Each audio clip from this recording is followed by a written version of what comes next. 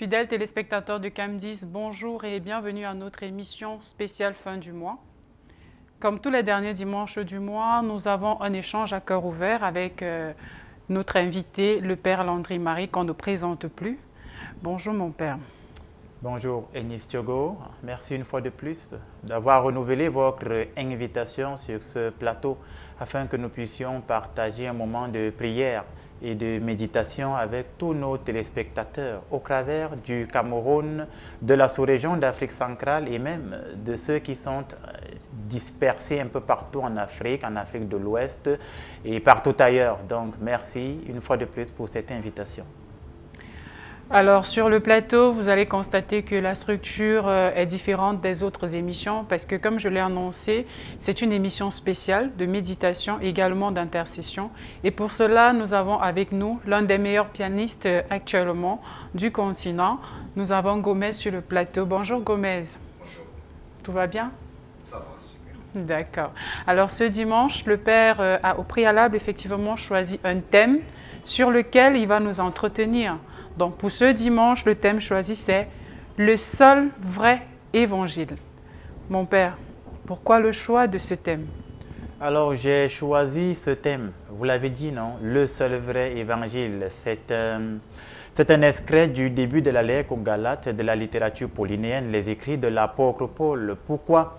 Parce que en observant, j'aime bien observer la société, nous avons constaté que beaucoup de chrétiens semblent être à la suite de Jésus, mais ne le sont pas. Et la cause, c'est laquelle? C'est l'évangile qu'on leur a enseigné. Donc, j'ai voulu que nous puissions marquer un point d'honneur, afin que nous puissions faire des rappels, selon la Bible, sur le vrai évangile. Ça veut dire que notre extrait de texte va mettre en exergue la différence qu'il y a entre l'évangile révélé par Jésus-Christ de Nazareth à ses apôtres et tous ces pseudo-évangiles ou ces pseudo-enseignements qu'on distille, qu'on dispatche. Il y a une expansion et une propension de ces évangiles qui ne sont plus l'évangile de Jésus-Christ de Nazareth.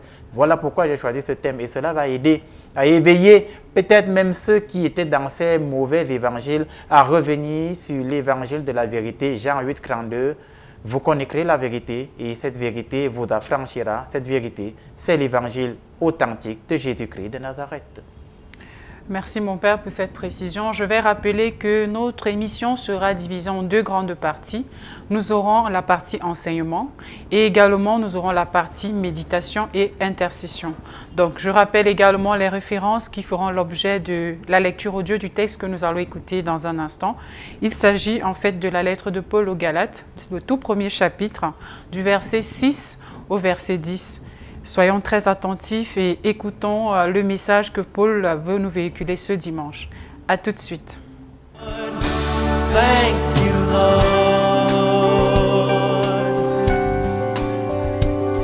Yes, we thank you, Lord.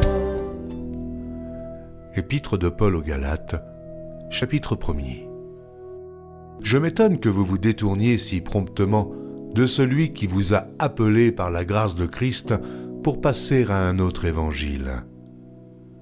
Non pas qu'il y ait un autre évangile, mais il y a des gens qui vous troublent et qui veulent renverser l'évangile de Christ. Mais quand nous-mêmes, quand un ange du ciel annoncerait un autre évangile que celui que nous vous avons prêché, qu'il soit anathème.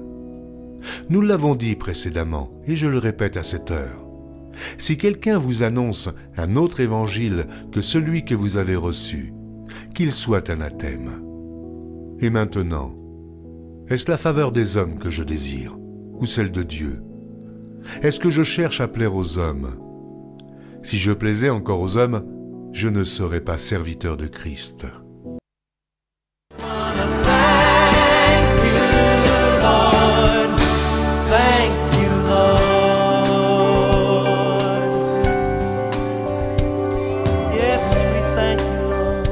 Fidèles téléspectateurs, nous venons donc tous d'écouter cet extrait de la première lettre aux Galates. Il s'agit effectivement du premier chapitre, du verset 6 à 10. dans lequel Paul nous exhorte justement à avoir une ligne de conduite assez particulière. Donc nous allons laisser la parole au Père afin qu'il puisse donc nous édifier sur le message que Paul veut nous transmettre aujourd'hui. Alors en effet, nous avons suivi cet extrait de la lettre aux Galates. Et dans ce début de la lettre aux Galates, ceux qui sont à la maison avec moi, si vous avez vos Bibles, vous avez suivi les références bibliques, c'est le premier chapitre de la lettre aux Galates à partir du 6e verset et les suivants.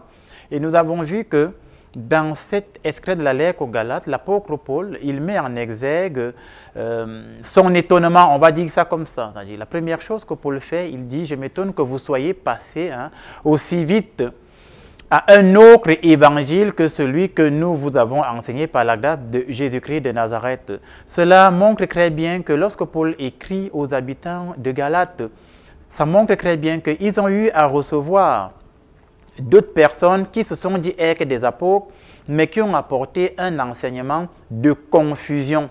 Et Paul voudrait rétablir l'ordre. Il voudrait que les uns et les autres comprennent que l'enseignement confus que vous avez reçu n'est plus le même enseignement que nous, les apôtres de Jésus-Christ de Nazareth, on vous a laissé. C'est pourquoi Paul commence par dire aux uns et aux autres qui étaient là par sa lettre, « Je m'étonne que vous soyez passés si vite de l'évangile qu'on vous a laissé à cet autre enseignement qui n'a rien à voir. » Et il continue en disant, pas qu'il y ait un autre évangile, mais il n'existe que des gens qui veulent renverser l'évangile du Christ. Il n'existe que des gens qui veulent mettre la confusion dans votre esprit. Dans certaines traductions, comme dans la Bible des peuples, il dit, il n'existe que des gens qui veulent mettre l'évangile de Jésus-Christ à l'envers. Et je voudrais qu'ensemble, avec nos téléspectateurs, nous essayions d'épiloguer, d'étayer et de contextualiser.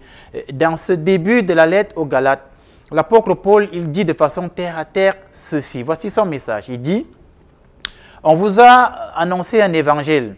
Et l'évangile qu'on vous a annoncé, c'est 1 Corinthiens 15, 17. Et si le Christ n'est pas ressuscité, venez une autre fois. Donc, on vous a annoncé un évangile qui met en avant que Jésus-Christ est le Sauveur et il est mort sur le bois de la croix pour sauver l'humanité entière.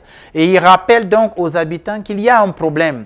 Vous avez reçu au milieu de vous des gens qui sont venus avec pas un enseignement contradictoire, mais des gens qui sont venus avec un enseignement similaire à l'évangile, mais dans la pratique, c'est un enseignement qui vous sépare de la volonté de Dieu, c'est un enseignement qui vous coupe de la parole de Dieu, c'est un enseignement qui vous déconnecte de la lumière du Saint-Esprit. Voilà la première ou le premier mouvement du texte. Et Paul y continue en disant, si justement un ange de l'Éternel, il y avait Dieu, venait, ou que ce soit même nous, les apôtres, qui venions à nouveau. Et une fois que nous soyons arrivés, on commençait à vous déployer, à vous distiller un autre évangile que celui que nous vous avions déjà annoncé. Alors, il faut nous éloigner de vous. C'est ça, il dit qu'il soit anathème. Anathème, donc qu'il soit banni, qu'il soit maudit, qu'il soit mis dehors, qu'il ne soit pas un individu qui va demeurer en fait au milieu de vous. Donc Paul rappelle que si quelqu'un vient avec un autre enseignement, éloignez-vous de cette personne ou alors demandez à cette personne de s'éloigner de vous et ne permettez même pas qu'il puisse avoir accès à vous. Maintenant, chacun d'entre nous peut réfléchir. Est-ce que dans mon assemblée, le pasteur ou le prêtre m'annonce l'évangile de Jésus-Christ de Nazareth?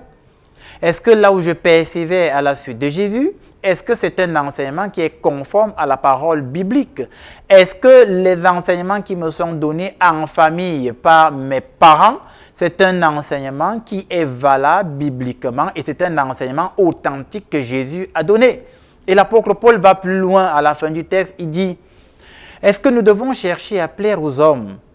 Est-ce que nous devons chercher à être bien vus des hommes ou est-ce que nous devons chercher à plaire à Dieu? Et il conclut en disant, si nous cherchons à plaire aux hommes, alors nous ne sommes plus serviteurs de Jésus. Et ne plus être serviteurs de Jésus, c'est justement devenir cette personne qui va, je vais dire, s'installer dans le conformisme.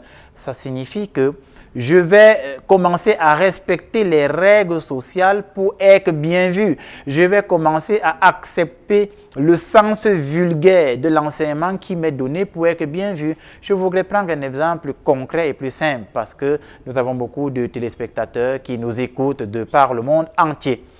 Exemple d'enseignement vulgaire. J'aime toujours à le dire. Imaginons un homme qui est chez lui et qui lit dans la Bible que la femme doit être soumise à l'homme. Et lui, il va dans son assemblée. Et dans son assemblée, on lui enseigne que lui, il est au-dessus de la femme, donc il doit rabaisser la femme. Ce monsieur, il rentre chez lui et il commence à traiter sa femme comme une esclave, de jour comme de nuit. Il lui donne des coups de poing, il l'insulte, il lui dit toutes sortes de mauvaises paroles, il la ridiculise au quotidien. Et quand elle veut se défendre, il lui rappelle que la femme doit être soumise à l'homme. Voilà un exemple concret justement d'un évangile qui est différent de l'évangile de Jésus-Christ. Parce que dans ce style d'enseignement, il y a une confusion. C'est pourquoi l'apôtre Paul a dit, les gens qui sont venus vous annoncer cet autre évangile, qu'est-ce qu'ils font? Ils mettent la confusion au milieu de vous. Et ce monsieur, sous peut-être qu'il a reçu un enseignement biblique qui stipulerait que la femme doit être soumise, il va donc faire une interprétation édulcorée, c'est-à-dire tordue de ce verset biblique, et il sera, je vais dire comme ça, appuyé par ses confrères ou ses condisciples dans son assemblée. Et chez eux, la femme n'a pas de parole, c'est un objet, il faut l'écraser, il faut la taper. Voilà un exemple d'évangile qui n'est pas bien. Je voudrais prendre un autre exemple d'évangile qui n'est pas bien du tout. La problématique de la liberté, par exemple. Et dans l'évangile, vous allez lire dans les livres de psaumes, on dit que celui qui est libre, c'est celui qui obéit aux lois de l'Éternel. Vous allez lire, dans le livre des psaumes, c'est écrit, voilà. La liberté commence avec l'obéissance aux lois de l'Éternel. Et un autre évangile qu'on va vous apporter aujourd'hui, c'est lequel? C'est celui qui va vous enseigner que est libre, celui qui fait ce qu'il veut, comme il veut, peut prendre n'importe quel choix à n'importe quel moment. Et ça se développe aujourd'hui dans le système éducatif de ce pays ou dans d'autres pays où on se retrouve avec des gens qui décident qu'il est né homme. Il décide à 14-16 ans que lui, il est une femme alors qu'il est né homme. Voilà un exemple d'un mauvais évangile qui est distillé. Et il justifie en disant, mais en fait, c'est ma liberté de choisir. Non, je ne suis libre qu'à partir du moment où je respecte les lois de l'Éternel. Il y avait Dieu d'ailleurs. Un grand philosophe, Jean-Jacques Rousseau, va le dire, pour ceux qui m'écoutent, qui ont fait un peu de philosophie. Jean-Jacques Rousseau a dit que la liberté commence par le respect des lois. Donc, je ne suis libre que quand j'obéis aux lois de l'Éternel, pour nous les chrétiens. Et voilà le message que je pouvais apporter, que les uns et les autres comprennent que Paul nous met en garde contre ce mauvais évangile qui apporte, 1, la confusion, 2, cette confusion qui est subtile, parce que ce n'est pas une confusion qui est de prime abord mise en exergue, c'est une confusion subtile dans laquelle, de prime abord, je ne vois pas la différence entre le message de Jésus et le nouveau message qu'on me donne. Et c'est dans la pratique que ce nouveau message va me séparer, va me déconnecter de Dieu. Et je vais continuer de croire qu'en mettant ce nouveau message en pratique, je suis à la suite de Jésus. Mais ce nouveau message va m'éloigner de Jésus en esprit et en vérité. Et finalement, quelque part, je vais perdre ma place dans le royaume des cieux par ce mauvais enseignement que chaque jour j'appelle sur ce plateau l'obscurantisme. Voilà ce que je pouvais apporter comme petite analyse, je vais dire synthétisée, de cet extrait de la lettre aux Galates que l'apôtre Paul nous a distillé aujourd'hui. Alors merci mon père pour cette analyse. Immédiatement, on se pose la question après avoir écouté ce texte, mon père, comment est-ce qu'on peut donc identifier ces personnes-là qui nous apportent un autre évangile ou alors qui dénaturent l'évangile? Alors, comment on peut les identifier? C'est une très bonne question parce que justement, dans le texte que nous avons suivi, Paul a commencé par dire « Je m'étonne que vous soyez passé de l'évangile que nous avons annoncé à un autre évangile », ce qui supposerait qu'il y ait eu des gens qui aient apporté un autre évangile. Alors, comment on peut identifier ces gens qui apportent un autre enseignement que l'évangile authentique, vrai et véritable? Première chose, dans les évangiles synoptiques, c'est-à-dire les 4 évangiles qui sont bibliquement reconnus, je pense c'est Marc, Matthieu, Luc et Jean. Et dans ces 4 évangiles synoptiques, Jésus dit « Tout arbre bon produit du bon fruit, tout arbre mauvais produit du mauvais fruit. » Et il dit « C'est à l'arbre que vous les reconnaîtrez. » Donc, on les identifie à partir de leurs fruits. Et j'ai toujours dit ici, le fruit n'est pas la quantité de personnes qui pullulent autour d'un individu. Le fruit, c'est de voir si ce qu'il dit est en conformité avec les saintes écritures, c'est-à-dire la parole de Dieu. Et donc, on les reconnaît à partir du moment où il va essayer de diluer la parole de Dieu, il va essayer d'apporter une interprétation diluée de la parole de Jésus-Christ de Nazareth. On va prendre un exemple concret afin que nos téléspectateurs puissent bien comprendre. Ceux qui ont leur Bible à la maison. Si vous prenez la première lettre aux Corinthiens, je pense, 1 Corinthiens à partir du verset 4, à partir du chapitre 4, il est écrit « L'homme qui marie sa fille fait bien ». Et quand un individu lit « L'homme qui marie sa fille fait bien », il crée une assemblée dans laquelle il dit aux gens « En réalité, Dieu n'a jamais interdit de coucher avec sa fille ». Et il prend la Bible, j'ai la mienne, non? Il prend la Bible, il dit c'est bibliquement écrit. Et ceux qui vont lire cet extrait de la lettre aux Corinthiens où c'est écrit « L'homme qui marie sa fille fait bien », qu'est-ce qui va se passer?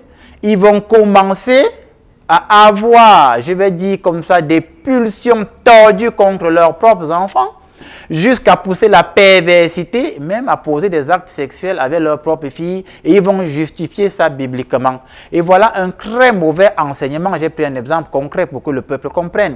Voilà donc un autre évangile très subtil qui est déformé, qui est édulcoré. Et il y a plein d'autres versets bibliques ainsi. Donc ces gens, on les reconnaît à leurs fruits, c'est-à-dire une mauvaise interprétation de la parole de Dieu et une confusion totale dans la manière d'enseigner le peuple afin de les maintenir dans un mauvais enseignement. Voilà ce que je pouvais apporter comme élément d'explication.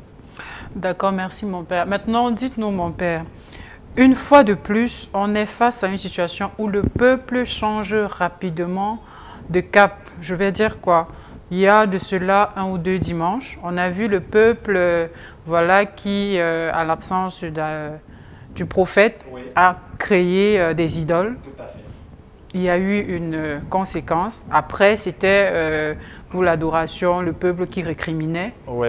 Et aujourd'hui encore, on a un peuple, une fois de plus, qui rapidement change de cap, c'est-à-dire ils abandonnent carrément l'évangile qu'ils ont côtoyé au quotidien, qui a fait des preuves, parce qu'il y a des signes et des prodiges qui ont accompagné ce peuple. Ouais. Qu'est-ce qui peut justifier le fait que ce peuple ait tendance à changer rapidement et à virer de l'autre côté, je vais dire, du mauvais évangile, si je peux dire cela entre guillemets? Voilà, c'est ça, une très bonne question. Pourquoi est-ce que le peuple est versatile, c'est-à-dire qu'il change très vite de point de vue avec le premier venu? Pourquoi le peuple n'est pas ferme dans leurs engagements?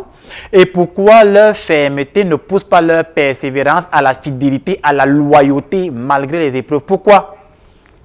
Alors, je vais expliquer ça de 2 manières, hein. C'est très bizarre. Première chose, c'est le discernement. Les gens n'ont pas le discernement. Et le discernement, c'est un don qui vient de Dieu. C'est l'Esprit Saint qui donne le discernement. Et comme les gens n'ont pas le discernement, dès qu'un individu se place devant eux et commence à très bien parler et commence à être un bon discoureur, je rappelle qu'un bon discoureur, c'est celui-là qui manie tellement bien la langue française qu'il va vous persuader. À défaut du discoureur, on va l'appeler un rhétoricien. Ça veut dire que quelqu'un qui a fait de la rhétorique va commencer à vous démontrer, je prends un exemple concret, il va commencer à vous démontrer que en réalité, le Cameroun est le pays le plus développé au monde. Si c'est un rhétoricien, il va vous persuader que le Cameroun est le pays le plus développé au monde. Alors qu'au fond de votre cœur, vous saurez qu'il ment. Mais tellement il parle bien, il a de beaux arguments, il va tellement mettre en exergue certains points de la culture camerounaise que vous ignorez, que vous finirez par adhérer, même si vous n'êtes pas convaincu, vous serez persuadé que c'est le pays le plus développé au monde, ce qui est faux et nous le savons tous, le Cameroun est un pays tiers-mondiste, il n'y a pas de débat là-dessus. Donc, les gens manquent de discernement. Et comme ils manquent de discernement, ils se laissent donc entraîner par des rhétoriciens et des bons discoureurs, donc des gens qui parlent bien. Première chose. Deuxième chose, c'est quoi? Qu'est-ce qui caractérise une masse d'individus? Philosophiquement, la masse est caractérisée par la bêtise. Ça veut dire que le premier aspect des gens qui se regroupent généralement, c'est qu'ils vont se regrouper autour de quelque chose de stupide, d'idiot et de bête, en fait. Je suis un peu brutal avec les téléspectateurs, mais philosophiquement, ça se prouve. Donc, quand vous voyez une masse de personnes adhérer à quelque chose, soit il manque de discipline, généralement stupide. Je vais prendre un exemple plus concret pour que les uns et les autres comprennent de façon plus concrète dans l'histoire de l'humanité. Alors, il y a de cela 50 ans, 100 ans en arrière, la majorité des gens sur cette planète pensaient que la Terre était plate. Et ils étaient tous convaincus que la Terre était plate. Et parce qu'un individu a dit « elle est ronde », on l'a livré à la vindicte populaire, on l'a tué. Donc vous voyez qu'il y a quelques années, ce qui caractérisait les gens, c'était le fait que la Terre est plate. Et c'était un enseignement déployé au point où si tu apportais un autre enseignement que celui-là, tu étais toi justement anathème, pour reprendre les expressions de l'apôtre Paul. Donc les gens manquaient de discernement à ce point-là. Et discernement entendu ici comme étant la manière dont la connaissance se déployait au milieu d'eux. Donc, il faut donc que le peuple comprenne que ces gens-là, ou alors ces gens qui apportent un enseignement, c'est des bons discoureurs, c'est des bons rhétoriciens. Il faut donc faire attention à qui on écoute. Parce que dans la lettre aux Romains, l'apôtre dit la foi vient de ce qu'on entend. Et ce qu'on entend vient de la parole de Jésus. Et si celui qui vient me parler ne vient pas de la part de Jésus et que je passe le temps à l'écouter, je vais finir par adhérer à ce qu'il me dit, je vais sortir par là. C'est un peu comme lorsqu'une nouvelle musique est diffusée. Parfois, cette musique n'est pas belle, elle n'est pas très jolie, mais parce que nous passons le temps à l'écouter, être distillée ou diffusée dans les médias, nous finissons par chantonner ou alors par, je vais dire, par adhérer à la résonance musicale de cette musique qui ne nous plaît pas en fait. C'est là de la persuasion justement. Voilà par où je voulais sortir. D'accord, merci mon père pour toutes ces précisions. Alors mon père, comme vous le savez déjà, dans toutes les sociétés, y compris la société africaine, nous faisons face au système LGBT, transgenre et homosexualité. Maintenant, ce qui caractérise généralement, parce que moi personnellement, j'ai vu une émission dans laquelle on encourageait ces personnes-là parce qu'on leur disait qu'elles ne faisaient rien de mal. Je prends l'exemple de quelqu'un qui est transgenre ou alors homosexuel. Il dit que je ne fais rien de mal, je n'ai tué personne, je n'ai pas détourné de l'argent, je n'ai pas ôté la vie à quelqu'un. Tout ce que je fais, c'est ce qui est dans la Bible. J'aime, j'exprime un sentiment à mon semblable, parce que dans la Bible, on dit tu vas aimer ton prochain comme toi-même. Donc, ils se disent que c'est de l'amour qu'ils donnent à leurs semblables. Donc, ils ne voient aucun problème à ce qu'ils soient homosexuels, transgenres. Mon père, dans ce cas de situation, comment est-ce qu'il faut appréhender ces notions? Alors, vous avez touché un point fondamental, ou vais-je dire un point focal justement, de ce que Paul a appelé le mauvais évangile. C'est un point focal et fondamental. Nous allons expliquer. Alors, nous revenons sur votre exemple. On va dire comme ça, un homosexuel ou un transgenre, on va prendre le cas d'un homosexuel qui va dire « Je suis amoureux de mon ami garçon et lui et moi, nous avons une relation amoureuse, nous n'avons pas tué, nous n'avons pas détourné d'argent, bien au contraire, on s'aime d'un amour vrai et véritable et c'est même biblique, Dieu a permis qu'on s'aime. » Mais c'est le prototype. C'est l'archétype même du mauvais évangile. Mais en fait, c'est de ça dont Paul est en train de parler justement. C'est un très mauvais évangile. Pourquoi? Parce qu'à ce moment, comme j'ai dit, ils vont mettre dans l'évangile des messages subtils. Et là, je vais vous montrer la distinction ou le distinguo qu'il faut faire entre le message subtil et le message évangélique de manière in extenso et globale. Alors, eux, ils prennent un aspect de l'évangile qui dit qu'il faut s'aimer les uns les autres. Et ils disent, nous, on s'aime même si on est deux hommes. Et l'amour a été créé par Dieu pour que les êtres s'aiment. Ça, c'est la subtilité du mauvais message. Pourquoi? S'il voulait compléter le message biblique, il dirait, Dieu a créé l'amour pour un homme et ou pour une femme, comme c'est écrit dans le livre de la Genèse. Voilà, c'est ça qui est important. Et là, ils ne vont pas prendre l'exemple du livre de la Genèse pour montrer que Dieu n'a pas créé Adam et Adam prime. Non. Il n'a pas créé Ève et Ève au carré. Non. Il a créé Adam et Ève. Et si toi, Adam, tu commences à aimer un autre Adam prime d'un amour charnel, tu fais mal. Il n'y a pas de débat. Toutes les personnes qui nous écoutent en ce moment, qui sont des homosexuels, vous faites mal. Le débat est clos. Point. Et tant pis si les gens me détestent, non. Moi, j'annonce la parole de Jésus. Et toutes les femmes qui se lèvent et qui disent « Moi, j'aime ma collègue, moi, j'aime ma voisine, on s'aime d'un amour vrai », vous faites mal. Et le débat est clos. Et c'est de ce dont Paul parle. Il dit, s'il y en a qui vous annoncent un autre évangile que celui que nous vous avons annoncé, qu'il soit anathème. Et moi, Père Landry-Marie, je ne peux pas vous annoncer un autre évangile que celui de Jésus. Et l'évangile de Jésus, il est lequel? Un homme est créé pour une femme est créée pour un homme. Et le débat s'arrête à ce niveau. Donc, pour revenir à votre exemple, c'est donc ces messages subtils qu'ils mettent pour montrer que Dieu a créé l'amour. Et nous qui sommes des personnes, je vais dire comme ça, homo, nous ne faisons rien de mal. Si vous faites quelque chose de mal, vous êtes en train de détourner le plan divin. Dans le plan de Dieu, l'homme et la femme cheminent ensemble dans le mariage, c'est beau et c'est bien, c'est le plan divin. Lorsqu'un homme commence à cheminer avec un autre homme, il détourne justement le plan divin. Et quand je détourne le plan divin, je me mets dans la ligne droite avec Lucifer qui justement s'est rebellé contre Dieu et a commencé à vouloir détourner le plan divin. Je vais dire ça comme ça, et même si les gens ne vont pas croire, apprécier ce que je vais dire. Toutes les personnes homosexuelles qui ne veulent pas changer, vous servez le diable. Le débat est clos. Je vais répéter pour que nos téléspectateurs écoutent ce que je dis.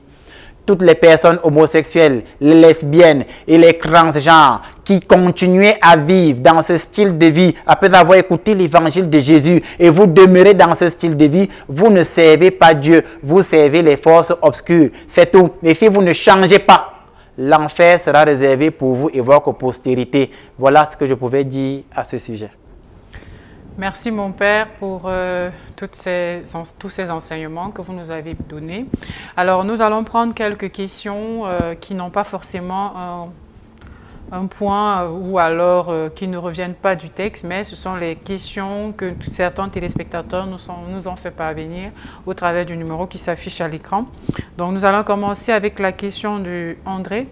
André demande, mon père, pourquoi est-ce que les exorcistes demandent trop d'argent? Est-ce que c'est biblique? Pourquoi? Pourquoi les exorcistes demandent trop d'argent?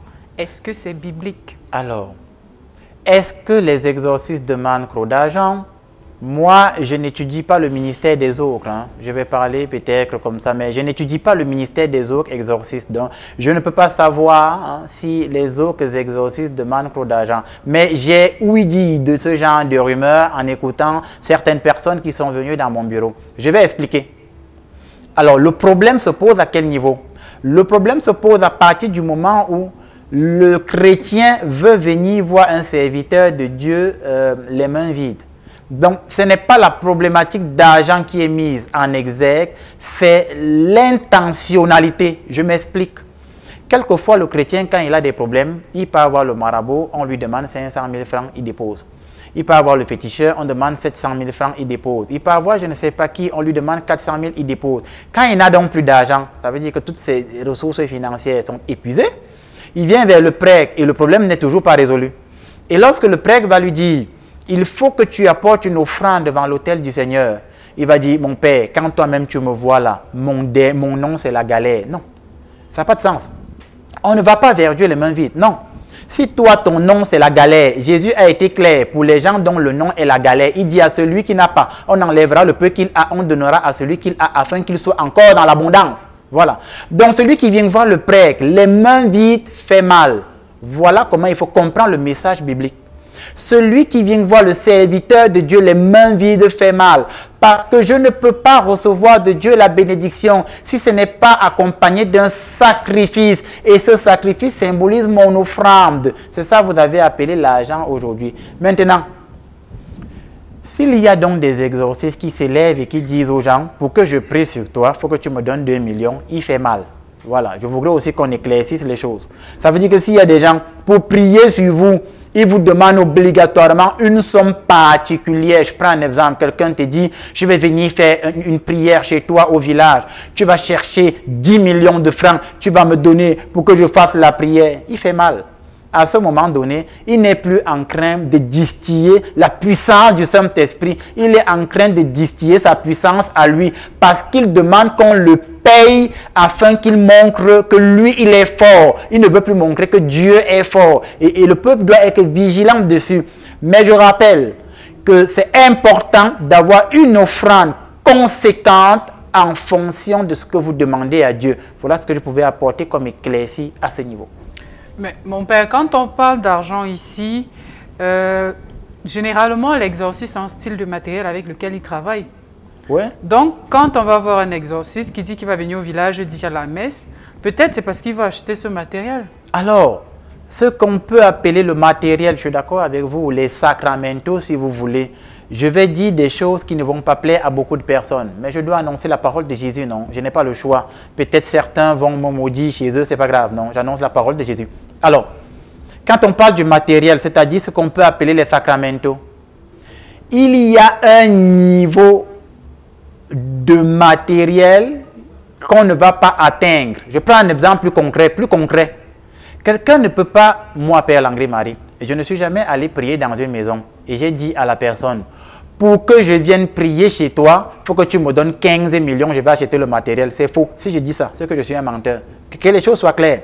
S'il y a quelqu'un au Cameroun qui sait que je lui ai demandé 15 millions, il appelle la Cam 10 Télévision, il dit ce prêtre est un menteur pour venir prier chez moi, il m'a demandé 15 millions, c'est faux. Je n'ai jamais fait ça dans la vie de ma vie. Ce n'est jamais arrivé et ça n'arrivera jamais. Parce que ce n'est pas les instructions que je reçois du Saint-Esprit de Dieu. Ce n'est pas ce que je reçois, moi, Père Langlais-Marie. C'est clair. Donc, pour dire que le matériel à acheter est important, on peut le symboliser ou alors on peut l'appeler les sacramentaux. Mais ce matériel, il y a un niveau qui ne va pas atteindre. Parce que s'il y a un niveau que vous dites que ce matériel a atteint, vous êtes déjà en train de vous remplir les poches. Et ça, c'est la vérité en Jésus-Christ de Nazareth. Je suis désolé pour ceux qui nous écoutent, mais je suis obligé de dire la vérité, non? Parce que si je ne dis pas la vérité, l'Esprit Saint va me frapper. Voilà ce que je pouvais apporter comme élément de réponse. Voilà. Je voudrais aussi rappeler en passant très vite qu'il y a un niveau de richesse que Dieu ne donne pas à ses serviteurs. Je voudrais rappeler, puisque c'est des missions à cœur ouvert. Ça veut dire quoi? Si vous commencez à voir un pasteur ou un prêtre, lui seul, il a 7, 8 voitures. Lui seul, il a 4, 5 maisons. Lui seul, il dort dans les hôtels où on paye 250 000 la nuit. Ce genre d'argent-là, ça ne peut pas venir de Dieu. Quelque chose soit clair. Ça ne peut pas venir de Dieu. Il y a un niveau d'aisance que le Seigneur, il y avait Dieu, ne laisse pas son serviteur atteindre. Pas parce que Dieu ne peut pas le bénir, mais parce que Dieu te donne ce dont tu as besoin. Et moi, je parle en tant que prêtre et serviteur de Jésus-Christ de Nazareth. Voilà. D'accord, donc on peut dire à notre frère André que quand on va voir un exorciste, on doit préparer une offrande conséquente. Et s'il vous met en suivi, vous devez effectivement chercher le matériel qui ne sera pas aussi onéreux. Donc, il y a des montants quand même logiques, raisonnables. Et voilà, donc oui, c'est biblique qu'il faut donner l'offrande. Tout à fait. Et acheter son matériel pour son travail. C'est le sacrifice. Voilà. Maintenant, on va passer à la question de Nadège. Nadège demande, mon père, quelle est la différence entre l'exorcisme et la magie? Oui, c'est une très bonne question. Parce que justement, je parle par expérience, non? Moi, quand j'ai commencé le ministère, je suis allé dans beaucoup de maisons où on a fait venir des pasteurs ou des prêtres qui ont dit avoir résolu un problème, qui ne l'ont pas résolu et l'ont empiré. C'est-à-dire, ils ont fait des rituels magico-spirites. Donc, la question est très bien posée de la part de Nadège. Quelle est la différence entre l'exorcisme et la magie? Le magicien travaille avec des esprits qui lui donnent une certaine puissance. Pour faire de l'illusion. Dans un premier temps, ça veut dire qu'il va faire des choses extraordinaires qui, aux yeux des humains, sont vraiment inexplicables dans l'ordre de la lumen rationis, la lumière de l'intelligence, où ces esprits vont lui donner une puissance mystique pour accomplir des grands prodiges. Et ces grands prodiges ne sont pas des miracles. Et j'ai toujours dit ici comme prodige, ce n'est pas un miracle. Donc quelqu'un qui arrive chez vous, il trouve que grand-mère est malade depuis 20 ans. Et depuis 20 ans que grand-mère est malade, on n'a pas trouvé de traitement médico-légal. Il entre, il impose les mains à grand-mère. Grand-mère guérit, ce n'est pas un miracle, c'est un prodige. Je voudrais qu'on explique bien les choses. Ce n'est pas un miracle, c'est un prodige. Même le diable fait ça. Et le magicien fait ça. Il fait ce qu'on appelle une incantation. Il va dire à l'intérieur de lui une prière qu'on lui a donnée. Et cette prière va invoquer spirituellement un style d'esprit au chevet du lit de la grand-mère. Et ces esprits-là vont accorder la guérison à la grand-mère. C'est purement de la magie, ce n'est pas de l'exorcisme. L'exorcisme, c'est le déploiement de l'Esprit Saint qui va chasser le mauvais esprit d'une maison, qui va chasser la présence ténébreuse, qui va chasser la présence maléfique et va apporter dans cette maison la lumière du Christ. Voilà l'exorcisme. On exorcise dans le but d'apporter la lumière de Jésus-Christ de Nazareth. Or, le magicien fait un rituel magique pour épater, pour scandaliser, pour émerveiller le peuple et que le peuple continue de le voir comme étant celui-là qui est fort. Voilà la différence entre les deux que je peux établir ici sur ce plateau. Mon père, je veux un petit peu revenir sur la question de Nadège. Sauf que le magicien permet à la grand-mère de guérir, c'est l'objectif. Ouais. Comment donc savoir que voilà quelqu'un qui travaille avec les esprits maléfiques ou alors qui lui donne des puissances et voilà un pasteur, un homme de Dieu, un serviteur de Dieu qui travaille avec l'Esprit Saint? Comment faire pour comment identifier l'un et l'autre? Vous avez bien posé la question. Vous avez dit, la grand-mère guérie, c'est l'objectif. C'est l'objectif pour qui? C'est ça que j'appelle toujours ici l'obscurantisme. C'est l'objectif pour qui? C'est l'objectif pour les membres de la famille. Pourquoi? Parce qu'aujourd'hui, les gens ont identifié Jésus au guérisseur. Voilà le problème. Ça veut dire que pour cette famille, Jésus va guérir maman. Et à partir du moment où j'identifie Jésus à celui qui guérit exclusivement, je ne vois plus Jésus comme le sauveur. 1 Corinthiens 15, 17, si le Christ n'est pas ressuscité, vaine est notre foi. Je commence à voir Jésus comme le guérisseur. Ça veut dire que moi, quand je vais appeler un serviteur de Dieu, je veux voir ma mère guérie. Et la guérison de ma mère, pour moi, devient un signe que c'est Dieu. Ce qui est un très mauvais enseignement. C'est ça que j'appelle ici l'obscurantisme. Jésus n'est pas d'abord le guérisseur, il est le sauveur. Jésus veut sauver cette grand-mère qui est malade. Et comme il veut la sauver, il peut, en la sauvant, la guérir. Comme Jésus est capable de la laisser malade physiquement et de sauver son âme. Voilà ce qui est donc important. Donc, l'objectif de la guérison, c'est pour qui? Et pour cette famille, la guérison devient le signe que c'est Dieu qui agit. Or, Dieu est capable de la sauver sans la guérir physiquement.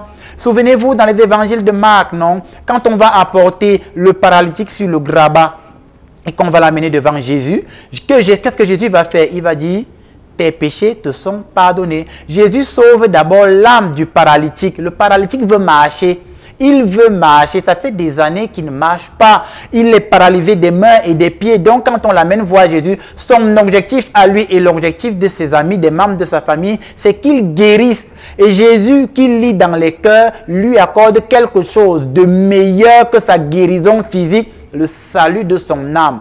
Vous pensez que si ce paralytique pouvait parler, quand Jésus lui a dit, tes péchés te sont pardonnés, il allait dire à Jésus, je m'en fous de mes péchés, guéris-moi. Il allait dire à Jésus que je veux rester avec mes péchés, guéris-moi, on m'a dit que tu guéris. Voyez, c'est ça que j'appelle l'obscurantisme. Et donc, le magicien donc, qui sait que vous voyez la guérison comme un signe de Dieu, vient donc vous accorder une pseudo-guérison et il va laisser ce mauvais esprit qu'il a invoqué à côté de vous et ce mauvais esprit va vous suivre. Parce que demain, Et après-demain, on va se retrouver avec une fille de la famille qui n'arrive pas à accoucher. Personne ne fera le lien qu'il y a 10 ans en arrière, un magicien est passé ici. Mais c'est l'esprit qui reste là, qui demain va empêcher 10 ans plus tard les enfants d'accoucher, parce que quand le magicien l'a invoqué, il a fait une prière incantatoire, il lui a donné autorité sur les membres de la famille. Et en acceptant ce magicien à côté de la grand-mère, vous avez ouvert la porte et vous avez donné votre oui à la présence de ce mauvais esprit pour la guérison à tout prix de la grand-mère ou de la maman. Voilà ce que je pouvais apporter comme explication. Merci mon père. Nous allons prendre la question de Huguette. Huguette demande, lorsqu'un pasteur est dans une secte et qu'il nous impose les mains, au nom de quel esprit fait-il cela? Mais lorsqu'un pasteur est dans une secte, vous l'avez dit, non, et qu'il vous impose les mains, il vous impose les mains au nom de la puissance ténébreuse et mystique dont il est serviteur. Et ici, nous parlons des puissances ténébreuses parce qu'il n'y a aucune secte, je reprends, il n'y a aucune secte qui fasse du bien aux êtres humains. Je veux dire quoi? Tous ceux qui sont de la Rose-Croix, de la franc-maçonnerie, qui font les beaux cas et tout ça là, c'est des sectes qui ne vous font qu'une seule chose, elles détruisent votre âme, c'est tout. Elles vous séparent de Dieu avec une connaissance confuse sur les mystères divins. Ils vous font croire qu'ils vous donnent une meilleure connaissance pour devenir des meilleurs humains, mais en fait finalement, ils vous détournent de Dieu. Donc lorsqu'un pasteur, on va dire ça comme ça, lorsqu'un pasteur est au service d'un secte ésotérique et qui vous impose les mains, il vous impose les mains au nom de la puissance ténébreuse à laquelle il est au service. Et la conséquence, c'est laquelle? C'est qu'une fois qu'il vous a imposé les mains, il donne autorité aux puissances ténébreuses d'agir dans votre vie et dans votre maison. Et comme ces puissances ténébreuses ont reçu cette autorité, ils vont donc se déployer dans votre maison et ce n'est qu'une question de temps avant que dans votre maison, vous ne commenciez soit à rétrograder, soit à aller d'échec en échec, soit que vos enfants soient bloqués, soit même que plus tard, ce soit vos petits-enfants ou vos arrière-petits-enfants qui vont gérer justement ce contre-équilibre que vous avez eu à accepter par une imposition des mains d'un pasteur qui est dans une secte ou d'un mauvais prêtre qui est dans une secte. Voilà ce que je pouvais apporter comme élément de réponse pour les gens et le peuple qui nous écoute. Alors, merci mon père pour cette analyse du texte et pour toutes les réponses que vous avez apportées aux fidèles téléspectateurs qui avaient des préoccupations. Nous allons maintenant faire un petit tour à la régie pour regarder un petit reportage qui a été fait parce que nous nous sommes rapprochés du père Landry pour le voir dans l'apostolat des malades. Qu'est-ce qu'il fait, où se trouve la paroisse et comment est-ce qu'il se déploie au quotidien dans son ministère. Donc, on regarde ce reportage et on se retrouve juste après. I just wanna thank you, Lord. Thank you, Lord. Yes, we thank you, Lord.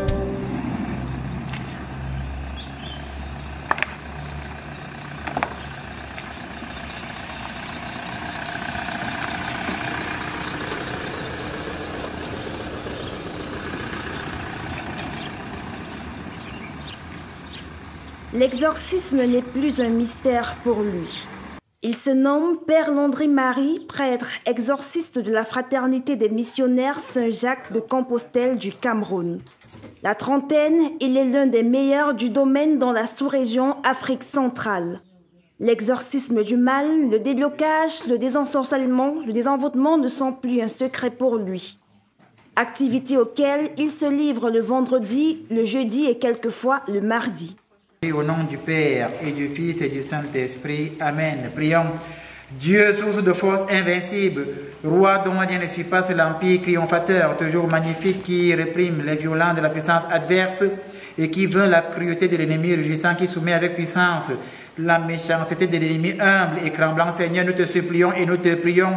Daigne regarder ces créatures, ô excellente ta bienveillance, purifie-les et sanctifie-les. par la rosée de ta piété, afin que par l'invocation de ton nom, en quelque lieu qu'il soit répandu, toute attaque de l'esprit impur soit repoussée, que soit chassée au loin la terreur du serpent venimeux. Et lorsque nous implorons ta miséricorde, que la présence du Saint-Esprit daigne partout se manifester par le Seigneur dans l'unité du Saint-Esprit, maintenant et pour des siècles et des siècles, ainsi soit-il. Amen. Nous sommes à la paroisse Saint-Raphaël Archange à Okoa, non loin de la ville de Soa. Autour du Père Landry sont réunis comme à l'accoutumée des fidèles dont il en est le guide spirituel. Prières et rituels d'exorcisme sont au rendez-vous. Du matériel qu'il utilise pour mener à bien son dessein, l'encens est un incontournable. Et je voudrais rappeler pour les mauvaises langues que l'encens est biblique. Nous l'avons encore dit dans les émissions précédentes à Camdis Télévision. Moïse a envoyé Aaron prendre l'encensoir afin de venir intercéder pour le peuple, de faire des prières expiatoires pour stopper le fléau que Dieu avait déployé contre le peuple qui justement l'avait offensé. Donc l'encens est biblique et c'est même, va dire le psalmiste, une odeur agréable. Devant le trône de l'Éternel, Dieu. Donc Dieu agrée au saint sacrifice d'encens. C'est pourquoi nous, dans l'orthodoxie, l'encens est très important. Je voudrais aussi rappeler que dans le livre de Tobie, pour ceux qui vont lire le livre de Tobie, évidemment, vous allez voir qu'il y a des mélanges d'encens qui sont faits pour chasser le mal, pour détruire les forces ténébreuses. Voilà ce que je pouvais dire à ce niveau. Il est donc question pour nous d'éveiller le peuple, afin que vous vous éloigniez des faux exorcistes, que vous éloigniez de ceux qui se disent être exorcistes et ne le sont pas, qui n'ont aucune accréditation, aucune formation et bien au contraire, qui maintiennent le peuple dans l'obscurantisme. En 10 années d'expérience, l'homme de Dieu manie d'une main d'expert l'exorcisme. Avec à son actif de nombreux succès dans ses missions. Bon pasteur et jaloux de sa vocation, Père Landry Marie se veut également être un lanceur d'alerte face aux mauvais pasteurs. L'exorcisme, c'est d'abord un don. C'est-à-dire que c'est un don que Dieu donne à quelqu'un, à qui il veut. Tout le monde ne peut pas s'improviser exorciste. Tout le monde ne peut pas se lever et dire qu'il fait subitement dans l'exorcisme de manière, je vais dire comme ça, là, ex nihilo. Et je voudrais rappeler justement que quand on parle d'exorcisme, l'exorcisme est à 3 niveaux. Il y a l'exorcisme majeur, l'exorcisme moyen et l'exorcisme mineur. L'exorcisme mineur peut s'apparenter à des simples prières charismatiques et d'intercession forte. C'est une forme d'exorcisme mineur. L'exorcisme moyen fait intervenir des rituels d'exorcisme simples et l'exorcisme majeur, lui, il fait intervenir des grands rituels d'exorcisme, comme dans une émission à Camdis Télévision. J'avais apporté mon manuel d'exorcisme. C'est là qu'on fait de l'exorcisme majeur. Je voudrais également rappeler qu'en observant la société, nous avons constaté que de plus en plus de faux exorcistes pilulent dans la société. Et ce sont des gens qui sont mal formés, qui ne sont reconnus par aucune communauté religieuse, pas aucune église, et qui, voilà, arrivent dans les maisons, se réclament le titre d'exorciste, et en fait, ce qu'ils font n'a rien à voir avec de l'exorcisme. J'aime toujours à le dire, nous avons été, nous, dans un village où un homme ou un prêtre était passé, se disant être exorciste, et avait enterré la communion, le corps et le sang de Jésus, sous prétexte qu'il faisait un rituel d'exorcisme. Nous avons été dans des villages où nous avons vu des gens faire des rituels d'exorcisme et tuer le serpent. Il tue le serpent et il décide qu'on va tuer le serpent et on va manger le serpent. C'est pour montrer que on ne s'improvise pas exorciste. C'est un don qui vient de Dieu. Dieu donne le don à qui il veut et il donne le pouvoir d'exorciser, c'est-à-dire d'intimer l'or à l'esprit malin, de s'en aller, au maléfice de s'en aller. Tout à l'heure, nous avons prié sur 2 ou 3 personnes et vous avez vu qu'il y avait de la fumée qui s'échappait du voile que nous leur avions apposé. C'est de l'encens. Je t'adjure, démon, par celui qui, rayé par les impies liés de chaînes, conduit devant les pontifes accusés au conseil des Juifs, voulu enfin être frappé de coups de poing et de souffler au visage. Je t'adjure, démon, par celui qui couvert de crachats et d'insultes voulu qu'on lui voile la face, qu'on le frappe à coups de poing, qu'on le gifle, qu'on l'outrage par toutes sortes d'injures, qu'on le lie nu à une colonne de feu, qu'on le frappe pour nous jusqu'au sang. Le sourire aux lèvres, des hommes et femmes délivrés de leur supplice. Telle est la véritable raison d'être de l'originaire du département de la Meufou et à Famba, dans la région du centre au Cameroun. S'il n'y a pas, on va maintenir vendredi en attendant.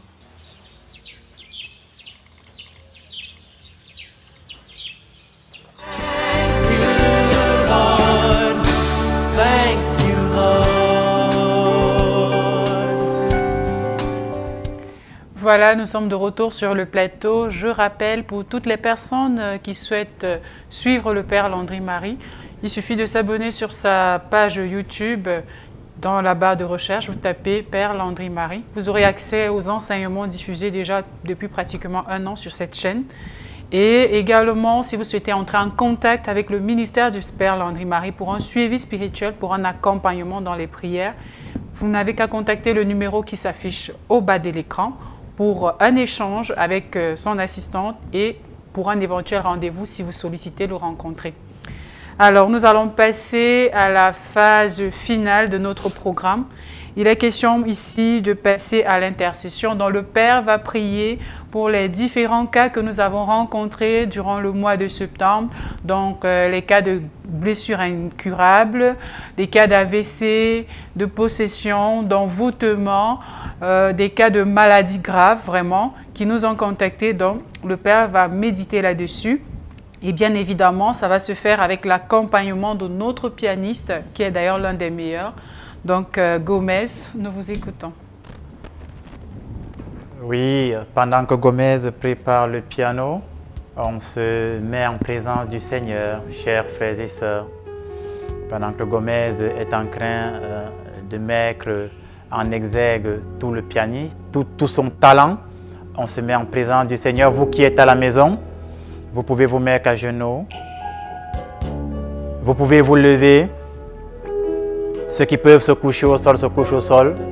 Nous allons invoquer l'Esprit Saint dans votre maison, sur votre corps, dans votre maladie, dans vos blocages, même dans vos lieux de service. Nous allons invoquer l'Esprit Saint. Vous vous mettez juste devant votre écran et la puissance du Saint-Esprit va se déployer et se distiller, car il n'y a pas de frontière qui puisse empêcher la puissance et le feu du Saint-Esprit de vous atteindre.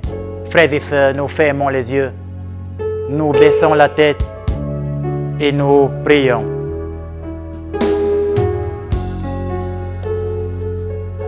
Ô Saint-Esprit, fais ton entrée. Ô Saint-Esprit, fais ton entrée. Ô Saint-Esprit, fais ton entrée. Ô Saint-Esprit, fais ton entrée.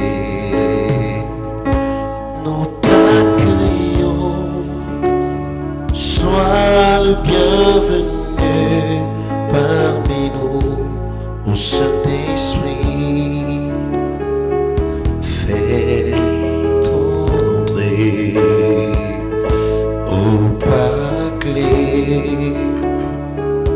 fais ton entrée. Ô Paraclet, fais ton entrée. Nous t'accueillons, sois le bienvenu parmi nous. Ô Paraclet, fais ton entrée. Ô Saint-Esprit, fais ton entrée. Ô Saint-Esprit, fais ton entrée. Nous t'accueillons, sois le bienvenu parmi nous. Ô Paraclet, fais ton entrée. Je veux exprimer mon désir, celui de t'adorer, mon roi.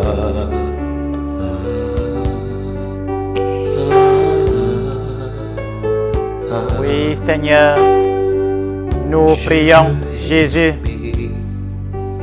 pour toutes ces personnes qui ont des blessures au niveau des pieds, des blessures incurables, des blessures qu'on leur a lancées Ces blessures qui ne guérissent pas depuis des années. Ces blessures qui ne trouvent pas de solution depuis des années. Par le nom de Jésus-Christ de Nazareth, je commande et j'ordonne à cet esprit malin, à cet esprit ténébreux qui mettait la blessure sur les pieds des chrétiens de s'en aller et que vos pieds trouvent guérison au nom du Père et du Fils et du Saint-Esprit. Oui, Seigneur, je voudrais te prier pour toutes ces personnes qui ont des maladies de ventre incurables. Une maladie au niveau du ventre dont on ne trouve pas la guérison. Toutes ces personnes qui ont des kystes mystiques, des myomes inguérissables. Oui, Seigneur, je prie que par le feu du Saint-Esprit, ces kystes, ces myomes soient détruits, soient brisés et que vous trouviez la guérison à cet instant au nom du Père et du Fils et du Saint-Esprit. Seigneur, je voudrais prier et je te présente toutes ces personnes qui ont des maux de tête chroniques, des maux de tête incurables, inguérissables. Et depuis des années, ils ont été à l'hôpital et ne trouvent pas la guérison de ces maux de tête chroniques. Je commande et j'ordonne que par le nom de Jésus de Nazareth, en lieu et place, que cette douleur au niveau de la tête s'en aille et que tu trouves la guérison, mon frère, ma soeur, au nom de Jésus-Christ de Nazareth. Seigneur, je voudrais prier pour toutes ces personnes qu'on a empoisonnées au travers des repas mystiques. Ils ont vu un repas dans les rêves, mais c'était le moyen par lequel on les empoisonnait, de telle sorte qu'aujourd'hui, le ventre a commencé à prendre du volume. Le ventre est devenu si gros que sur le plan médical, on ne trouve pas d'explication.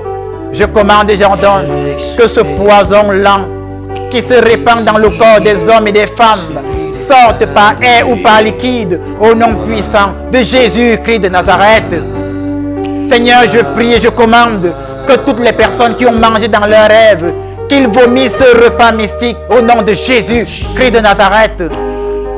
Seigneur, je prie en lieu et place pour toutes les personnes qui sont enfermées dans des cages spirituelles, sont enfermées dans des prisons spirituelles, de telle sorte que lorsqu'ils posent les dossiers, jamais on ne les appelle, jamais ils ne trouvent la guérison, jamais on ne leur donne l'occasion d'avoir un emploi. Que par le nom de Jésus, la prison spirituelle dans laquelle on vous avait enfermé soit brisée et détruite. Je vous en libère au nom de Jésus-Christ de Nazareth. Seigneur, je prie pour toutes ces personnes qui nous regardent et qui sur le plan financier n'arrivent pas à prospérer. Tout ce qu'ils entreprennent n'avance pas. Que par le nom de Jésus, vos activités puissent à nouveau prospérer et que s'il y a la main humaine sur vos activités, que cette main humaine soit séchée au nom de Jésus-Christ. Seigneur, je prie pour toutes ces personnes qui n'avancent pas parce qu'il y a un homme qui s'est assis sur leur étoile. Je commande et j'ordonne que l'homme fort qui s'est assis sur votre étoile, la femme forte qui s'est assise sur votre étoile, soit renversée au nom de Jésus-Christ de Nazareth. Je commande et j'ordonne que les mauvaises paroles qu'on a déclarées sur vos enfants soient de nul et de sans effet. Les paroles d'échec, les paroles d'envoûtement, les paroles d'ensorcellement, que ces paroles sur vos enfants soient de nul et de sans effet au nom de Jésus-Christ. Je commande et j'ordonne en lieu et place que toutes ces semences diaboliques dans ton corps, toutes ces semences lucifériennes dans ton corps, que toutes ces semences de sorcellerie qu'on a mis en toi soient brisées et détruites, qu'elles sortent par air ou par liquide au nom de Jésus-Christ. Je commande et j'ordonne que toutes ces poignées de main que tu as saluées, mais par lesquelles on te bloquait, on t'envoûtait, on t'ensorcelait, que ces poignées de main soient détruites maintenant au nom de Jésus-Christ de Nazareth. Et toi, mon frère, et toi, ma soeur qui m'écoute, je déclare en cette année 2023 une année de restauration pour toi. Je déclare une année d'élévation pour toi. Je déclare une année de guérison pour toi. Au nom de Jésus-Christ, je révoque l'autorité des sorciers dans ta vie. Je déclare que cette fin d'année, l'Éternel t'élèvera, l'Éternel te guérira, l'Éternel te bénira dans tes activités. Au nom de Jésus de Nazareth, je déclare qu'en cette année, les anges de Dieu viendront te porter dans leurs mains et les ennemis ne pourront t'atteindre, ni toi, ni tes enfants, ni ta maison. Je déclare pour toi, ma soeur, la guérison. Au nom de Jésus, je déclare pour toi, mon frère, la guérison. Au nom de Jésus, je déclare pour toi, mon frère, la délivrance. Au nom de Jésus, au nom du Père, du Fils et du Saint-Esprit.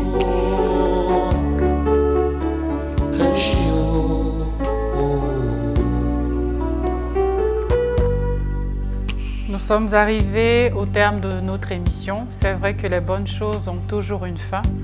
On aurait voulu continuer, mais là, nous sommes arrivés à la fin de cette émission, édition spéciale fin du mois. C'est pareil, chaque dernier dimanche du mois, le Père s'arrête pour un échange à cœur ouvert, toujours avec des enseignements, mais aussi pour intercéder pour les différents cas qui ont pris attache avec lui et qu'on rencontre au quotidien. Donc, on va se dire à la semaine prochaine. Et n'oubliez pas, vous pouvez nous contacter au numéro qui s'affiche à l'écran. Et également, de jeter un coup d'œil ou de vous abonner sur la page YouTube. Il suffit de taper Père Landry Marie sur la barre de recherche. Portez-vous bien et on se dit à dimanche prochain.